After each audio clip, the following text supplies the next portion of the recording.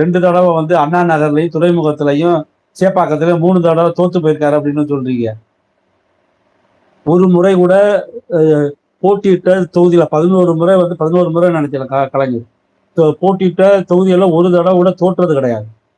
ராஜீவ்காந்தி கொலை செய்யப்பட்டு தமிழ்நாடு முழுக்க வந்து ஒரு அலை அடிச்சு ஏடிஎம்கேயும் காங்கிரஸும் வாரி சுருட்டிக்கிட்டு போகையில கூட வந்து தமிழ்நாட்டில் வந்து கலைஞர் ஒரு தொகுதியிலையும் சென்னையில வந்து மெட்ராஸ்ல வந்து பரி இளம்பழுதி ஒரு தொகுதியில 2 தொகுதி மட்டும் வந்து ஜெயிச்சாங்க.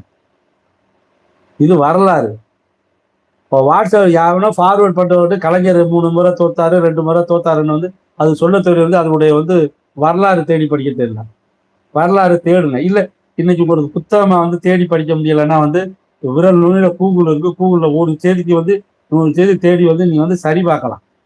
வரலாறை சரி பார்க்கலாம். இல்லாட்டி ஜெமினியில கூகுள் ஜெமினியில போட்டு வந்து ஏஐல போட்டு